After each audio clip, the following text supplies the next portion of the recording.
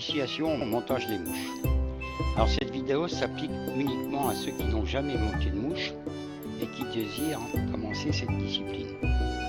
Alors pour des raisons liées au temps de diffusion, cette vidéo est fragmentée en 4 parties. Au début de chaque vidéo, vous verrez les rubriques qui la composent. Nous verrons les étapes et techniques pour vous amener à la fin de la 4e vidéo au montage d'une mouche sèche, type araignée. Soyez méthodique et consciencieux. Suivez bien les consignes des manuels de montage et bienvenue dans le monde de la pêche à la mouche.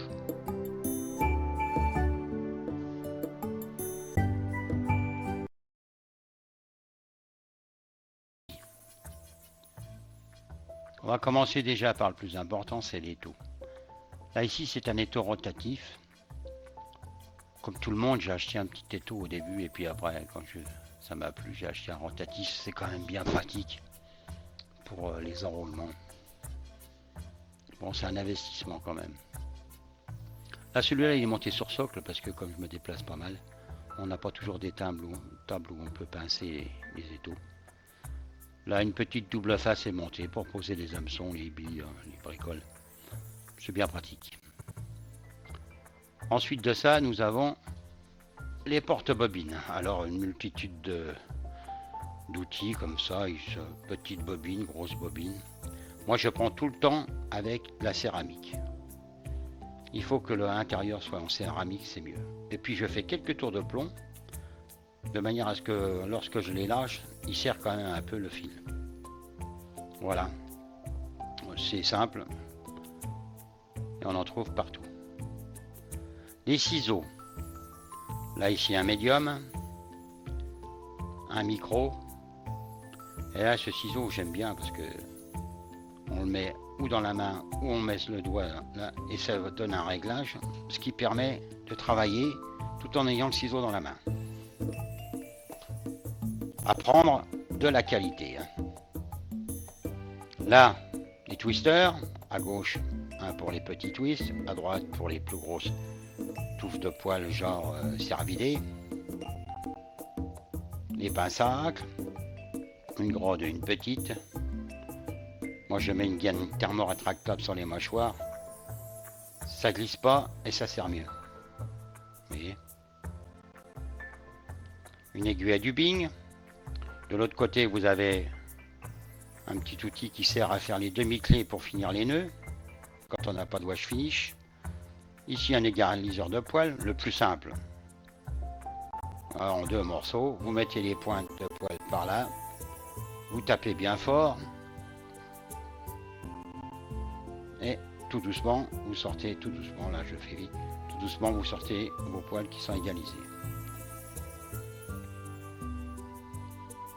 Le wash finish, alors ça c'est un outil qui est formidable quand on sait l'utiliser parce que on arrive à faire des fins de mouche avec ça, des nœuds superbes qui sont très solides, mais il est difficile au début de s'en servir. Après on arrive dans les outils comme une pince à épiler, un passe-fil, bien pratique quand même. Des petites pinces crocodiles, toujours avec une gaine thermo-rétractable pour tenir des nœuds ou autre chose.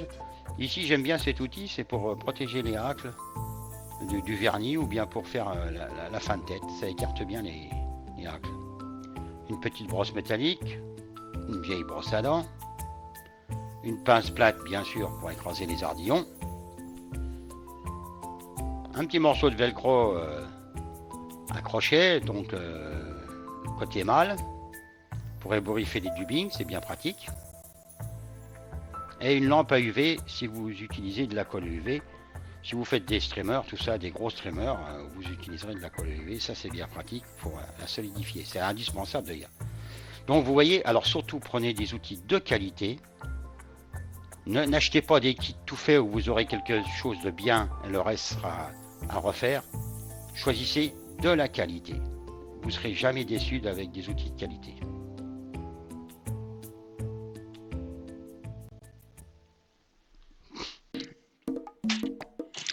Donc nous allons partir sur un hameçon numéro 12 standard. Standard, ça va très bien pour les mouches sèches. Alors, vous aurez du plus lourd ou du plus fin. Et naturellement du plus long.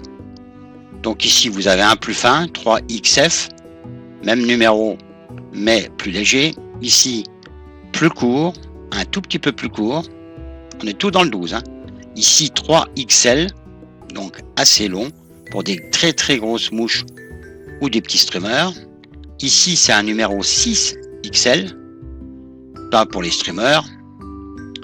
Bon, là, vous voyez, les hampes sont très très longues, c'est déjà plus lourd. Hein.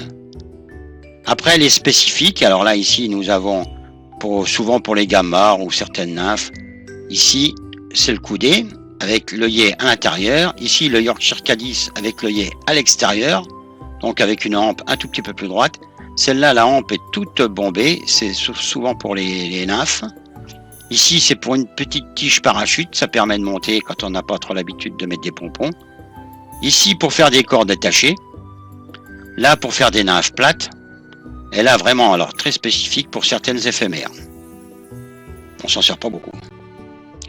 Comme les fabricants ne sont pas d'accord sur les numéros, il n'y en a jamais un qui fait la même chose. Alors moi, au cours de mes différents achats, je suis parti d'une marque de référence. Je suis parti sur du Tiemco. J'ai donc collé tous ces hameçons sur une petite plaque. Et maintenant, lorsque j'achète un hameçon, qui n'est pas du Tiemco, mais qui est moins cher, je le compare à ce que j'ai sur ma. Des fois, c'est un 10 qui correspond à un 12 ou le contraire. Ah oui, c'est vraiment, ils ne savent pas comment faire pour nous embêter. Alors. Donc là, vous avez en bas, vous voyez, pour les streamers. Ensuite de ça, vous avez, là, ici, là, des Yorkshire Cadiz, des 24-57, 205 BL, 24-87.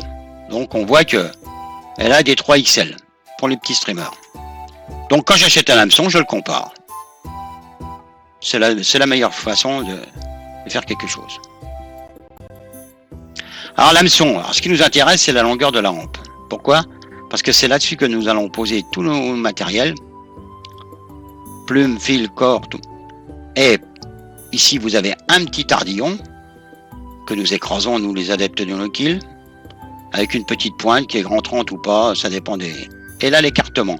Alors l'écartement, ça dépend des marques et ça dépend du modèle de l'hameçon. C'est vous qui verrez. Un œillet vers le bas, un œillet tout droit ou un œillet vers le haut. Alors, pour pouvoir poser du matériel sans qu'on soit embêté, que ça glisse ou que ça colle pas, on va faire un sous-corps.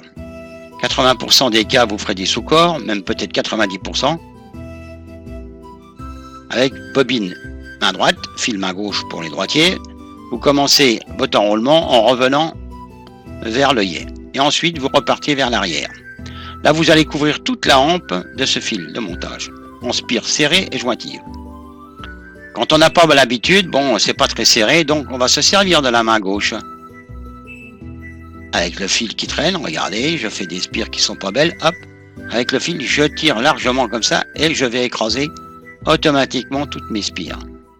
Et là, je vais à la fin. N'oublions pas que l'hameçon, c'est celui qui est en rapport direct entre notre ligne et le poisson, donc ça a une importance capitale. Hein, souvent, on n'y fait pas très attention et pourtant, c'est très très important. Donc, vous allez jusqu'à la courbure, vous vous arrêterez où vous avez envie de travailler, où vous devez travailler. Vous couperez l'excédent si vous n'en avez pas besoin. Si vous en avez besoin pour un cerclage, vous le laisserez. Et dernier petit conseil, vous voyez, je viens d'accrocher. Il faut absolument, au début, quand vous n'avez pas l'habitude, de bien noyer votre pointe dans l'étau de manière à ne pas couper votre soie. Je vais vous le faire avec qui dépasse un tout petit peu. Ça se voit à peine. Si vous ne mettez pas votre doigt, vous ne le sentirez pas. Et lorsque vous aurez fait 2 tours que vous aurez accroché, eh ben vous allez couper votre fil et obligé de recommencer. Voilà la pose des cercles. Alors les cercles, ça se met en queue d'une mouche et ça sert à imiter ou la queue de certaines éphémères. Ça peut imiter des œufs, ça peut imiter des exuvis. En même temps, ça sert aussi à la flottaison sur les mouches sèches. Alors là, ici, on va prendre un racle de coque. On va arracher une pincée de barbule et on va placer ceci à l'arrière. Comme vous avez fait le sous-corps, on va faire la suite. Alors en règle générale, je dis bien en règle générale, la longueur des cercles ne dépasse pas la longueur de la hampe. Vous verrez sur certaines éphémères, mais ça dans le manuel de montage ça sera dit, elles seront beaucoup plus grandes. Ou sur des nymphes beaucoup plus courtes. Voyez, si vous voulez que ça soulève un petit peu, vous passez en dessous. C'est pas obligatoire, hein. C'est quand vous avez des mouches que vous voulez que soulever un petit peu. Voilà. Ça les ébouriffe un peu et ça les soulève. Vous voyez, c'est pas difficile, ça se fixe. Sur des grandes éphémères, par exemple, vous allez prendre du faisan. Et là, sur des mouches de mai où il y a trois cercles qui font 1 fois et demie la hampe, ben là c'est facile aussi. Vous positionnez votre faisan, vous passez en dessous de manière à bien écarter les fibres. Avec un petit coup de pouce comme ça, on écrase un peu, ça va les rouler et donc ils vont être bien séparés dans l'alignement. Vous pourrez voir aussi des montages où on vous demande de soulever carrément les cercles. Alors à ce moment-là, vous ferez une petite boule avec votre soie de montage. Faites une petite boule. Allez, vous voyez, j'ai pris de la soie fluo exprès. Voilà. Et vous positionnez vos cercles devant la boule. Ce qui fait que, une fois que vous aurez écrasé un peu, ça va les relever bien comme il faut et les soulever. Ça, c'est dans le manuel de montage que vous le verrez. Hein. Donc, voilà. Après, on va prendre un peu de cervidé. Alors là, bon, je vais mettre un peu une touffe de poil dans l'égaliseur. Voilà, c'est bien à égaliser. Alors, pareil, pas plus long que la hampe. J'en enlève parce que là, il y en a beaucoup trop. Ça arrive souvent, on a beaucoup trop de poils. Voilà. Et je vais le fixer comme ça. Alors, gros avantage, c'est que ça flotte très bien puisque c'est cru et alvéolé. Gros inconvénient, c'est que si vous serrez trop fort, vous allez les couper. Et puis surtout, ça va s'ébouriffer comme un pompon. Donc au début, on ne serre pas trop. Une fois qu'on arrive là, voilà, on serre. On passe plusieurs fois. On va passer en dessous. Et on revient vers la courbure de manière à les maintenir le plus possible, ce qui n'est pas évident, en pompon. Voilà.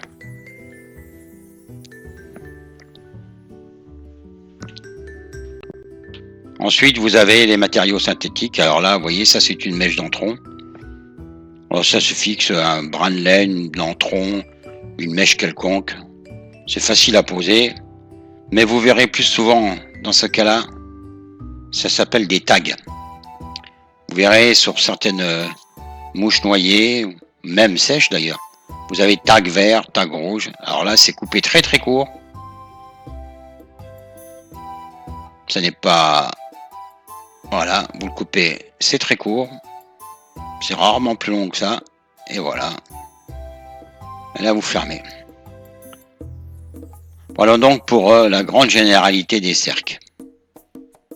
Bien sûr, tous les matériaux peuvent être employés. Hein. Ça, c'est votre manuel qui le dit.